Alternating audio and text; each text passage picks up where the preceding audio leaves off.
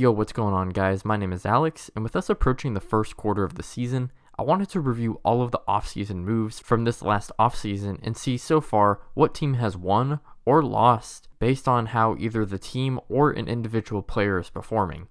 As a little spoiler, there were actually a surprisingly good amount of solid moves in the offseason, but there are still some teams that I thought didn't do so well, so let's see who I think won or lost in the offseason.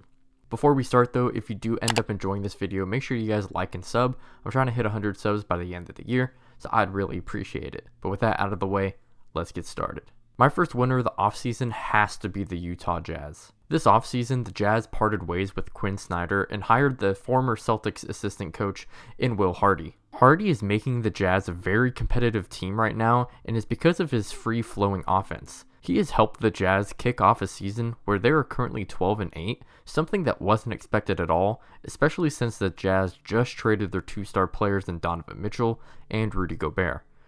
These trades also brought the Jazz lots of fortune.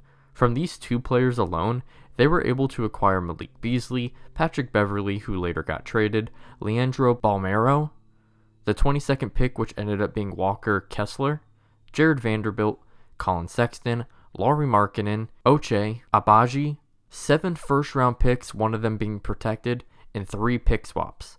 Not only were they able to get a sudden borderline all-star in Lauri Markkanen, but they also got some nice rotational pieces, which have helped them in their early success. The cherry on top of all of this is they also traded Royce O'Neal to the Nets for a first-round pick, which if you ask me, is an absolute steal. The Jazz are just doing everything right so far, and even if they do win more games than expected and they don't get the draft pick that most people thought they would get, they've gotten so much draft capital that they can either use that for a trade to maybe make their team a little bit better, or if a pick from one of the teams that they got doesn't do as well as they thought they were going to do, they can get a better pick than expected. The future is endless for this Utah Jazz team, and it's going to be really exciting to see how well they hold up throughout the season. Another winner of the offseason has to be the Cleveland Cavaliers. They got Donovan Mitchell for Colin Sexton, Lauri Markkanen, Ochai Agbaji, 3 first-round picks, and 2 pick swaps to the Jazz. The Cavs started off hot with Donovan Mitchell not only looking like an MVP candidate, but he was also doing it mostly without Garland, who was out with some minor injuries. Since then, the Cavs have slowed down a bit, but I think they'll be able to turn it around. Their team is very young, so they just need time to develop and stay consistent like they played in the first 10 games or so. My favorite part about this trade is that even if they underperform, they will have at least 2 more seasons together and possibly more depending on if Donovan Mitchell accepts his player option or re-signs with the team, and if they can also get Mobley back on a new contract after his rookie deal. They most likely won't get it done this season, but they have definitely looked better than expected, so I'm excited to see if they'll be able to keep it up, which I honestly think they will. My first loser, however, for the offseason, it just has to be the Minnesota Timberwolves. The T-Wolves got Gobert by trading Malik Beasley, Patrick Beverley, Leandro Balmero, the 22nd pick, who again turned into Walker Kessler, Jared Vanderbilt, 4 first-round picks, which one is protected, and 1 pick swap to the Jazz, and so far the fit of Gobert has just been shaky. Adding Gobert has moved Cat to the 4, and although this was the position he played in college, Cat just does not look comfortable, and majority of the time, he looks lost on the defensive end. Credit to Cat though for dramatically improving his playmaking ability, which I think is needed, but still on the offensive end, having Cat and Gobert on the court has made it difficult for players like Anthony Edwards to get into the paint, despite Cat's ability to space the floor.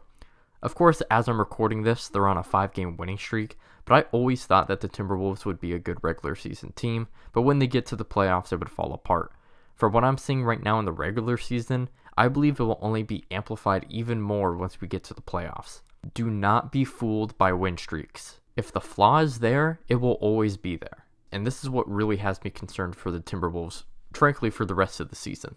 My third winner for the offseason is the Atlanta Hawks. They traded Gallinari, 3 first-round picks, and a pick swap for DeJounte Murray and Jock Landale, who ended up being traded for cash to the Suns. Now, I did have some concerns about the fit between DeJounte Murray and Trae Young, but so far they've played great together. They have kept the same sort of numbers that they were averaging when they were separate, but one thing that has surprised me is that their efficiency has noticeably dipped, especially for Trae, who was at 60% true shooting last year and now is at 53% true shooting.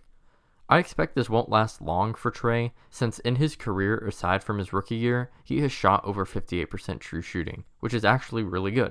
The Hawks are 11-7 right now, and even though they started off the season playing some pretty lousy teams, they have recently been beating some good to really great teams, so they're definitely exceeding my expectations that I had for them this season, and I think a big part of that has to do with DeJounte Murray coming into Atlanta.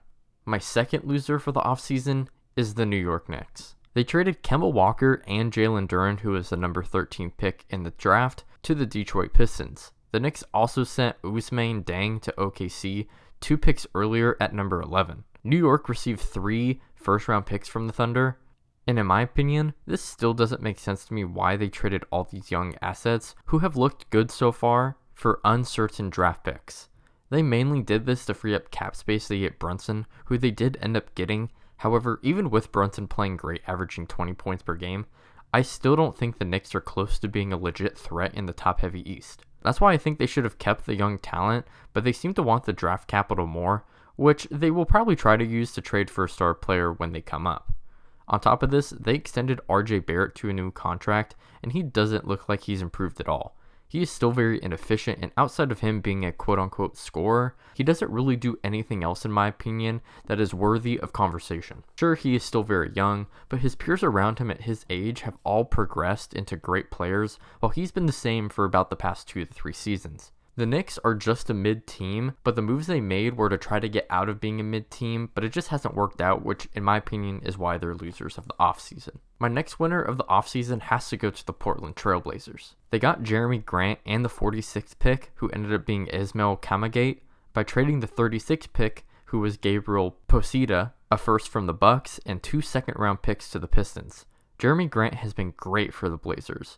We know the defensive presence that he brings, but as a second to third option on this team, he's averaging almost 20 points per game on 61% true shooting and 48% from 3 on 5 attempts.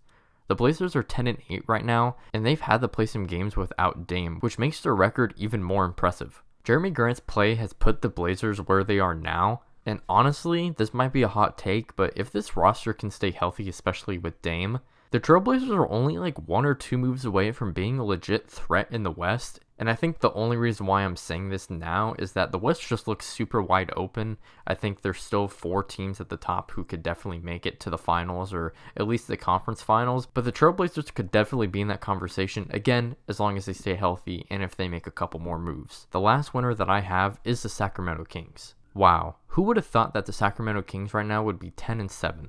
They hired Mike Brown from the Warriors as their new head coach, and they made a trade for Kevin Huerter with Atlanta where they sent Justin Holiday, Maurice Harkless, and a future first. Mike Brown has led the Kings to the best offense in the league, and as I'm recording this, Kevin Huerter is playing out of his mind. He's averaging 16.5 points per game, shooting about 50% from 3 on 7 attempts per game. This is Steph level of shooting.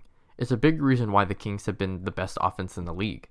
The Kings roster in general is very offensive oriented, but I think Mike Brown has got these guys competing so hard, and honestly, I can see their success so far in the season continuing. Well, those are my winners and losers of the offseason. Let me know what y'all think down in the comments below. If you enjoyed, make sure you guys like and sub. I'm trying to hit 100 subs by the end of the year, so I'd really appreciate it. You should also go check out the Linktree link below in the description where you can follow me on Twitter, TikTok, and my other YouTube channel where I've been posting some podcasts. You can also check out this video somewhere on the screen where it was my Thanksgiving special and I gave 5 things that I was thankful for about the NBA. Anyways, I'll see you on the next one. Peace out.